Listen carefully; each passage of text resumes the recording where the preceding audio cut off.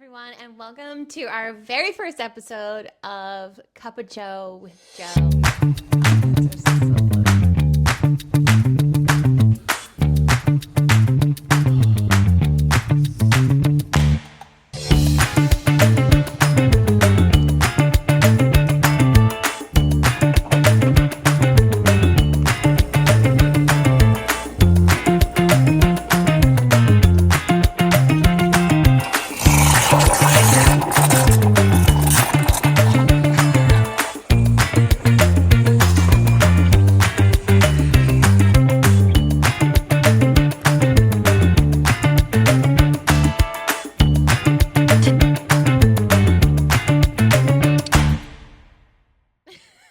Okay, so we wanted to invite you into our kitchen on a regular basis, perhaps once a month.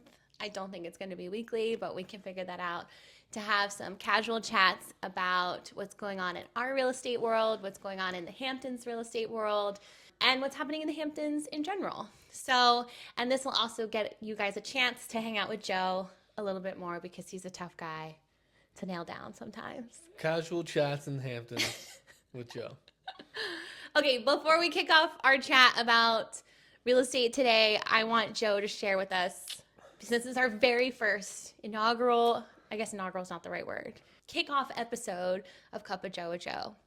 What is your secret to the perfect cappuccino? First thing you got to do is you got to wake up. You got to get out of bed and get yourself in the kitchen. First step. First step is wake Get up. out of your bed. You know, some days it's hard to just get that first step done. Once we've arrived in the kitchen, you know, you gotta find it. You gotta find all the tools. You gotta make sure that the espresso maker is clean. You got the fresh espresso. You got milk ready to go, and you got all the components. You know, you gotta have that nice aluminum can to heat up that nice frosty milk. Frothy. Gotta get that frothy milk. You know, I think the essential thing about cappuccino is having good espresso that you like. And, you know, I think one of the little nuances is that when you're making the espresso, if you're doing it manually, you got to make sure not to overdo it. You know, when you're doing the amounts of servings, you got to make sure not to overdo it and just let the espresso come out. And as soon as it looks like it's getting a little bit clear, it's done. It's getting watery. You don't want your espresso to get watery. If you need more espresso, fill it up. Go for a double. But if you're just doing a single, you want it to be like a nice chocolatey looking espresso. And as soon as it starts to get a little watery and gray, clear, it's done. You gotta cut it off because then it starts to get watery. That's the key thing. You know, making sure that the espresso is cooked finely. You don't want to overdo it. Don't want a watery cappuccino. Okay, so you use oat milk in your cappuccinos. How do you get your oat milk frothy? You really just you gotta really froth it. You gotta be really involved, and you gotta give it a little shake. Sometimes it could be explosive. You gotta watch out. I don't think you need to wear a mask, but you gotta keep your distance, and you know, just make sure that you get it done. Again, another one of those things, you can't overcook it. If you overcook it, then it can burn the milk, and then you have a burnt cappuccino. So it's quick. You keep your hand on the side of that aluminum, and as soon as it's warm to the touch, it's done. You know, and I think that's the whole thing about espresso. It means it's fast, right? Expressive. And espresso comes out quick. You got to cut it off before it gets watery. And same thing for the milk. It's quick. It gets hot quicker than you think it does, and then it's done. And, you know, you just don't want to overdo it, too, with the cappuccino. My cappuccinos happen to be sort of a blend of a latte and a cappuccino, because I like them to be a little bit more substantial, have a little bit more milk. But then I like the frothiness on top. So That's true to a cappuccino. I don't think lattes have foam on top. They don't, but I always ask for it. A latte with a little bit of foam. And they're like, do you want a cappuccino? I'm like, no, I just like a larger drink. So this week we listed an absolutely stunning new rental property here in the Hamptons. Joe, why don't you tell us a little bit about this stunning home? Which one? We listed 3 this week. I was talking about the one in Sag Harbor. Oh. You can tell us all about all of them, but I was thinking about the one in Sag Harbor. Yeah, that one's really, really nice. Beautiful, recently built, modern, all en suite across 3 levels. It has on the roof, it has a rooftop deck, which is really cool circular staircase to get up there from the primary suite, and you get really cool water views of Long Beach from there, which is nice because that's sort of the way that the topography is, the way that this rental is on this top of this little slope, and it's perched up there. I guess you're probably, maybe 60 feet above water level. So when you get up to the roof, you see the water, which is pretty cool. It's a nice little surprise, given that it's, a little bit of a distance from the water. It's unexpected. Great vibe, really nice decor, super cool pool house, big backyard, hot tub, has a little bit of a sauna too. Outdoor sauna is really nice. Finished lower level with a media space, a little bit of a gym down there. Nice home gym. Not overdoing it, but you got your Peloton and your yoga space, and some free weights, which is nice. It really checks off a lot of the boxes. Interestingly, we listed it. We have 3 showings this week, so we'll see what happens this weekend. I mean, it's stunning. I feel like I could easily picture like my morning cappuccino up on the rooftop, or maybe like a glass of wine at sunset. Is it a sunset view? Yeah, Maybe. Yeah, I would think on the bay side. During the summer, Yeah. you'll get a sunset there. Nice. So this rental is available Memorial Day to Labor Day? Mm-hmm. Awesome. Great. And it sounds like it has a lot of interest. So if that's something that you're looking for in Sag Harbor, it's like a hot summer destination, definitely get in touch with Joe and I, and we'd be happy to take you on a tour. You're a hot summer destination. Take me on a tour. Okay, so if you were renting this house, Joe, and it's in Sag Harbor, what would your like ideal Hampton summer day in Sag Harbor be like at this house? Well, I'd probably get on my bike, and I'd hop over to the little farm stand over there. What's that one called on the corner there? Sweet Green? Is it Sweet Green? Serene Green. Serene Green. Yep. Sweet Green's a salad place. Serene Green and get some stuff. Green. It's super fun. They always have really nice little selection there of local stuff. I'd get some berries and some things, and I'd come home. I'd make a smoothie, and then when I'm all caffed up and then sugared up from my smoothie, I'd hop back on the bike, and I'd probably go down to Long Beach for a little dip, little swim. I'd put some olive oil on, get a real nice bronze going, get my work on my tan. Probably come back home and swim in the pool, get a little afternoon pool time. Then I think I'd probably hit a midday gym session, get on the Peloton, work some calories off from last night going out, and then I'd probably hop in the sauna, get a little sauna session, then jump in the pool. Another pool. Yeah, pool at least 3 times a day. Yeah. If I lived there, that's what I would do. Yeah, pool 3 times a day. And then, I think that, I probably would have been on the rooftop having my coffee in the morning. I forgot that. I'd go check that out. And I think at that time, it's probably time for a cocktail on the roof. Cocktail on the roof, hang out.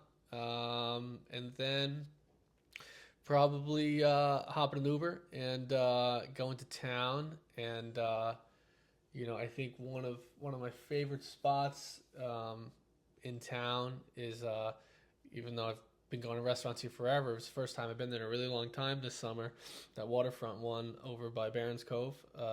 Beacon. Beacon, yeah. Right? Yeah, it's been there for forever. Kind of a hidden gem, and we just hadn't gone there for years and years. We went there this summer, and it's what a special spot. So I think I see myself going there pretty often this summer. I know, the food was so good. We didn't stumble upon it, but we were coming home from Shelter Island, and we stopped for dinner there and happened to grab 2 seats at the bar, like just after the sunset. So we caught the tail end as we were walking up, and the food was amazing. It's the same restaurant group as Bell and Anchor, which is also amazing. Also really good. Well, if this sounds like your dream Hamptons getaway, be sure to get in touch with us. You can email us or DM us on Instagram, and we'd be happy to take you on a tour.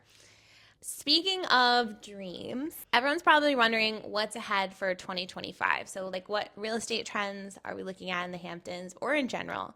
I always feel like the Hamptons is a little bit of a unique market that might not follow exactly what's happening in the rest of the country, but you tell me, what do you think is on the horizon for the year? 2024 was a little bit slow, you know, but there were definitely trades that happened. I think that, we'll see a strong year in 2024. I think that, like, when it comes to selling homes at different price points, it's not only about people listing them at what is fair market value, but it's also people's ability to list based on what they can do, right?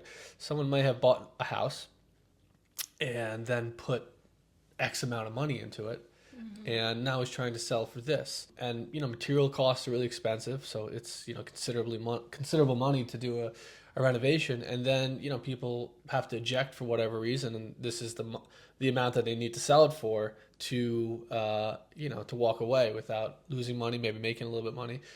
And so that particular client has their goals that they need to meet for selling in their capacity. You have other sellers who maybe bought the house 15 years ago and did a renovation a long time ago. It's still in great shape, and the what fair market value is for them versus what they need to get out of it could be a very different story. And for some people, it's much easier for them to sell the house based on where they are, how much they have invested into it. And I think we're starting to see people invested more into their homes financially. Um, and some people sort of meeting that with fair market value. And I think it makes it competitive to sell your home because of that. That being said, I think that, as long as you're making sure that, your house checks off the boxes for, what customers are looking for, finely manicured backyards, great outdoor spaces, when people are thinking about renovations and, making sure that you have enough bathrooms to meet, how many bedrooms you have. But I think, just taking a step back, to what you're saying, just like a realistic outlook on the market, you know, the interest rates have been kind of, going back and forth. And I think a lot of people on the sidelines waiting for them to go down significantly. Whereas other people are like, all right, this is what it is. If I'm buying a house, I'm buying a house, and it's going to be at 6% or give or take. If someone has private financing, they might be able to get it for, a better rate than that. But I think that some of the people who are on the sidelines have sort of said, like, this is what it is. So if I'm buying a house, like, it's just going to be with that type of interest rate. We saw a decent amount of inventory come on in September and October, and a good amount of that traded. There were some good trades. I think that we'll see what inventory does in 2025. But if it remains light, then some of the people who didn't, some of the sellers who didn't get their opportunity in 2024 might be next in line Yeah. for those trades. But it's still active. I had 4 customers out last weekend looking at houses, which is a lot for a weekend. And there's a lot of conversations going.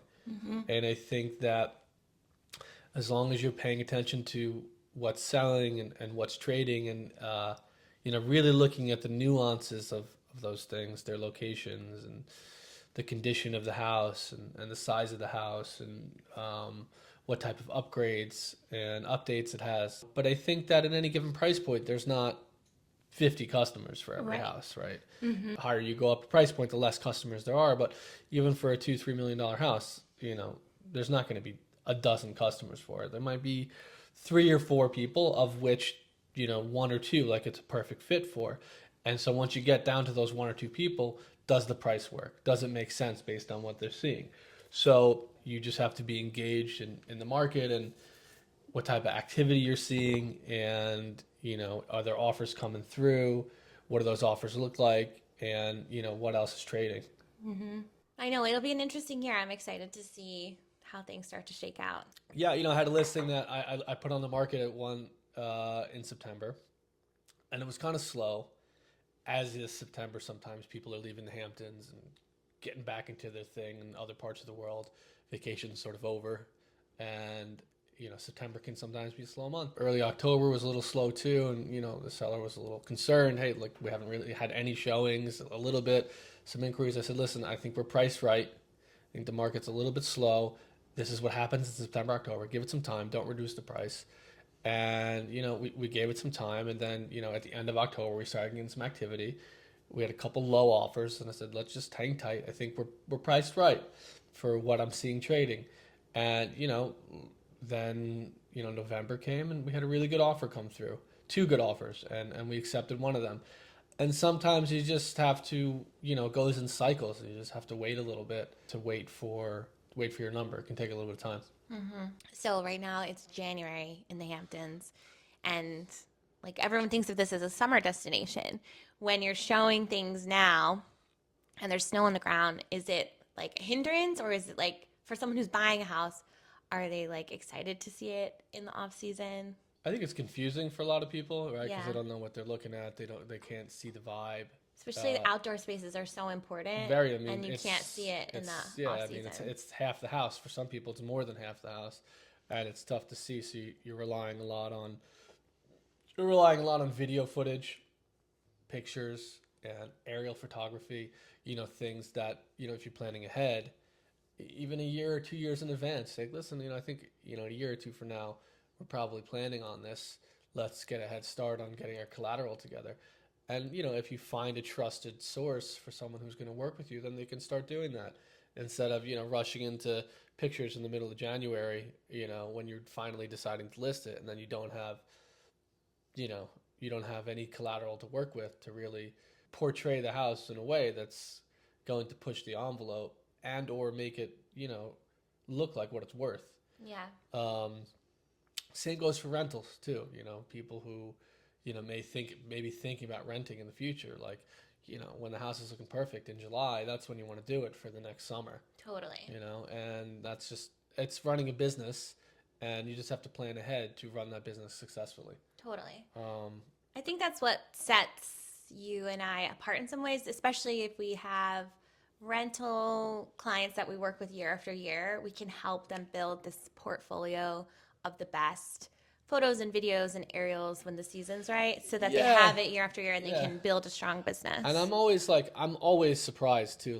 Like sometimes you don't have a choice. You got to list it. It's winter. There's snow on the ground, and I see a listing go up for $2.5-3 million. It's on on in our system. It's on the internet.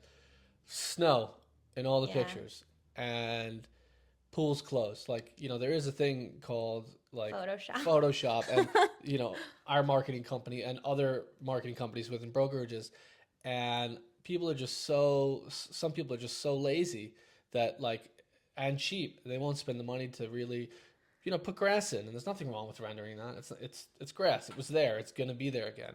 Open up the pool, figure out what type of furniture is going to be there, and put it there, and show the house. And it's not deceptive either. Like you put, this has been digitally altered. But it helps people. I find people don't have good imagination. It's hard for them to see past what's in front of them. Yeah, I mean, I saw a listing, a $4 million waterfront listing that came on the market last week. Pictures from a cell phone. I mean, gosh, who hires that? Who chooses that? We live in a very transparent world where you can see marketing, and you can see other listings, and I don't know. I just feel like sometimes people don't really interview who they're hiring on these major,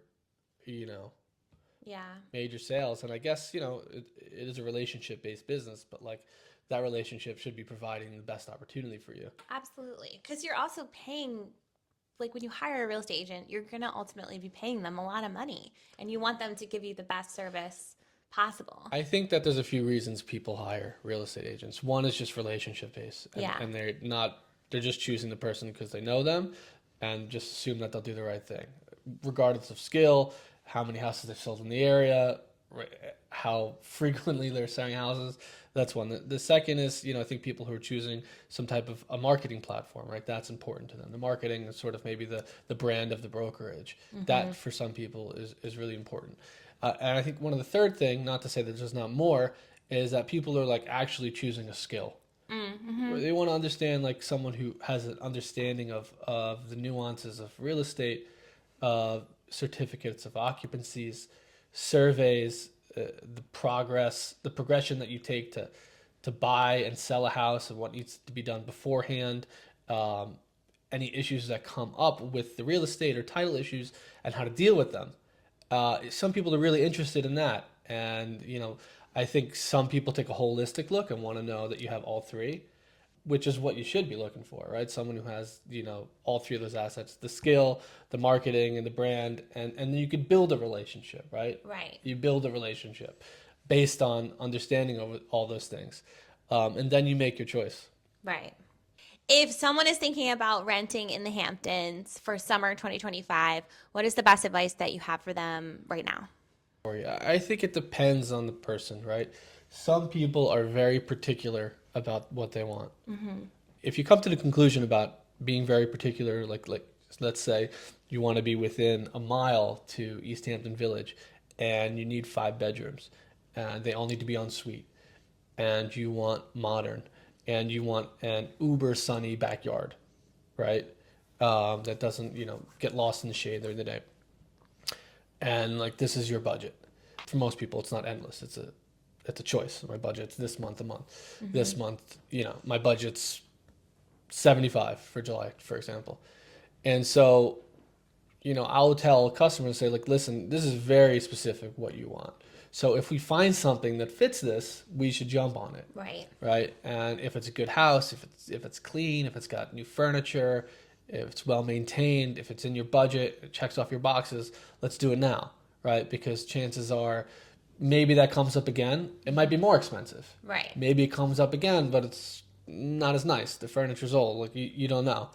Versus someone who's like, I'll be anywhere in East Hampton. I could use a pool. I don't necessarily need the pool.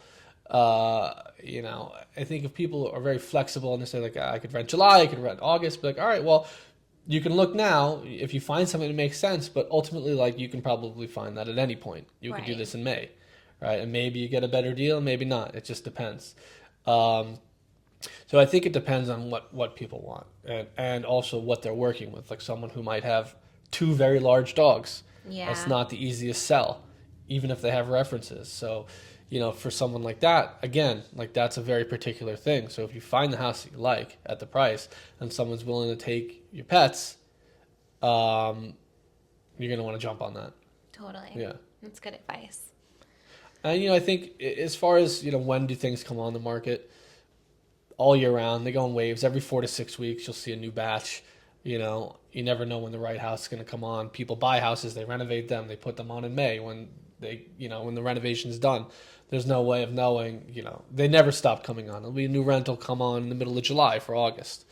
People make their plans change. It's the bulk of the listings probably are available between February and March.